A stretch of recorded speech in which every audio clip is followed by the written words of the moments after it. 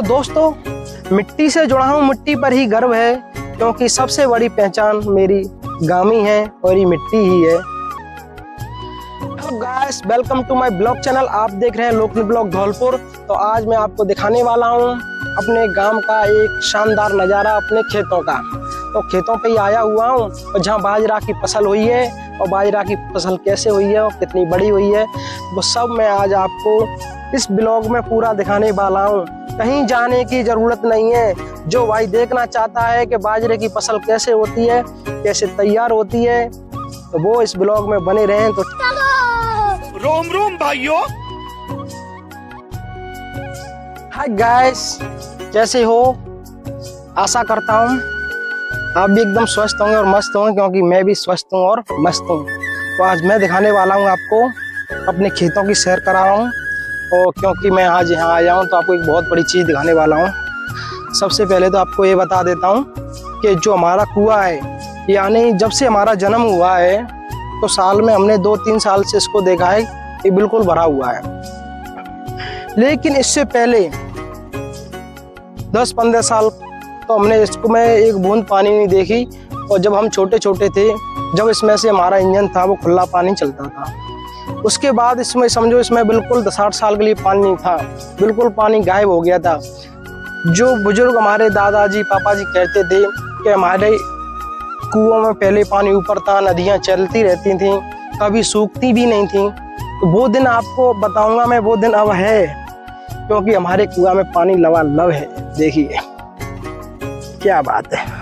इसको बंद कर रखा है वैसे तो दोस्तों मैं आपको दिखाऊंगा, कहीं फोन ना टपक जाए इसके अंदर।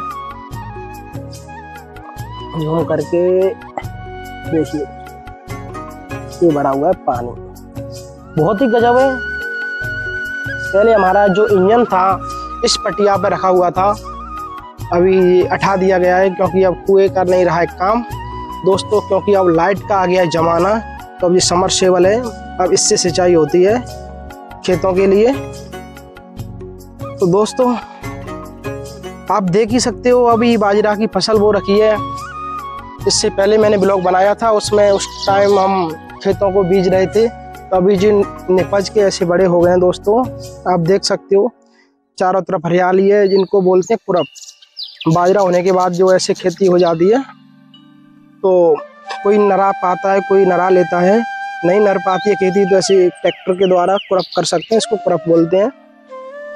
देखिए क्या हरियाली गजब की। शाम का टाइम हो और खेतों का नज़ारा हो, तो ये समझो भाई साहब देखने लायक। ऐसी शांति आपको कहीं नहीं मिल सकती। क्या बात है जी। काफ़ी टाइम से ये पेड़ था हमारा बमूर का, तो जी आंधी आने की वजह से टूट गया था दोस्तों। तो अब इसका रह गया ये ढूंढ। अब इसको खोदने की काफ़ी कोशिश की गई, अभी खुदा नहीं है, तो ये इसको ऐसे ही फाँक दिया गया है। और जो मैंने वीडियो बनाई थी अभी कुछ दिन पहले, जो पेड़ दिखाई दिया था मेरे बैकग्राउंड में, ये था बमूर का पेड़। कैसा नक्शा बना रहा है, कोई बता सकता है? गजब का पेड़ है। अब एक इधर पीपल था जो हमारे गांव में, जिसको बोलते थे कि ये भारत का नक्शा बनाता है, इंडिया का बनाता हुआ नजर आता। अभी इसमें से कुछ डालें हैं जो टूट गई हैं, इसलिए आपको समझ में नहीं आएगा, क्योंकि कुछ समय पहले इसमें एकदम नज़ारा इंडिया, अपने देश भारत देश का नक्शा नज़र आता था।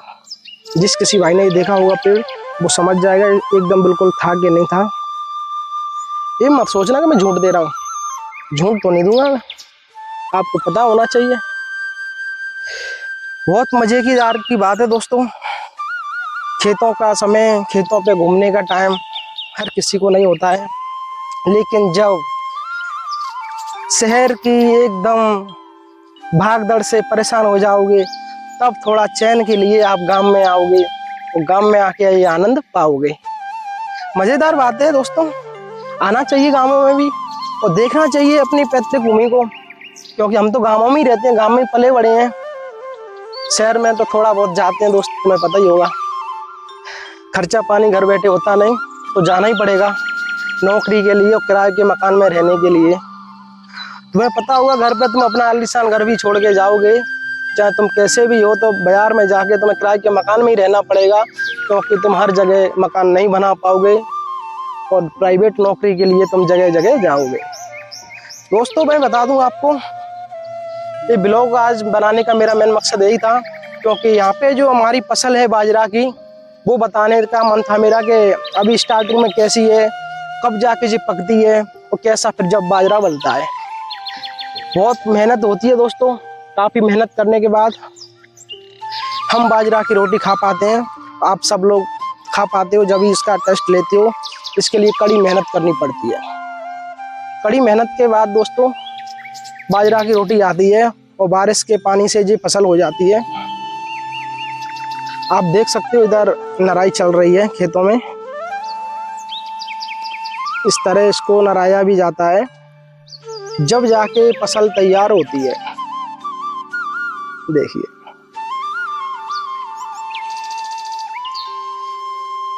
अभी काफी समय अच्छा है, शाम की समय है। तो गाइस मिट्टी से जुड़ा हूँ, मिट्टी पर ही गर्व है, क्योंकि गांव की सादगी ही मेरा सबसे बड़ी पहचान है। दोस्तों आप देख सकते हो इस मिट्टी में क्या खुशबू होती है, वो तो उसका आप अंदाजा लगा ही नहीं सकते हो। कहते हैं ना, अपने भारत देश की धरती माँ अपन विदेश जाके याद करते हैं, इसी तरह आप बाहर जाके अपने गांव की जो मिट्टी होती है उसको याद करोगे ना, तो उसका कुछ नज़ारा ही अलग होता है। दोस्तों आप कहीं भी कैसे भी रह के आ सकते हो, लेकिन अपने गांव में जो चैन सुख आपको मिलेगा वो कहीं भी नहीं मिलेगा। चाहे आप दुनिया के कोने कोने में जाके ट्राई कर लेना, कितने भी आलीशान मकान में रह लेना, कैसी भी कोठी में रह लेना, लेकिन जिस दिन आपको याद अपने गांव की आएगी, उस दिन आपकी आंखों में आंसू आ जाएंगे कि मैं आज अपने गांव में होता, घर वालों के साथ होता, क्या आनंद आता। और ये बात आपको सीखनी है। एक लड़की से पूछना, जब वो अपना घर मायका छोड़ के ससुराल जाती है तो उसको अपना मायका कितना प्यारा लगता है। चाहे वो भाइयों के साथ कितनी भी मारपीट कर ले, भतीजों के साथ कितना भी गुस्सा कर ले, लेकिन जब उनको छोड़ के ससुराल चली जाती हैं, उनको बाद में अपना जो मायका कितना पसंद आता है। आप उनसे पूछना कि अपनी पैतृक भूमि में, पिता के घर में जो सुकून होता है वो कहीं नहीं मिलता है। लेकिन ससुराल भी अच्छी मिल जाती है उनको, जहाँ मायके की कमी महसूस ना हो, वहाँ उनको जन्नत मिल जाती है। ऐसा 20% घरों में होता है दोस्तों। 80% महिलाएं परेशान रहती हैं, कोई दहेज के कारण तो कोई किसी कारण। इसलिए जो तुम बच्ची ब्याह के लाते हो उसको अपनी बेटी की तरह रखो, ससुराल में उनको भी जन्नत मिलनी चाहिए।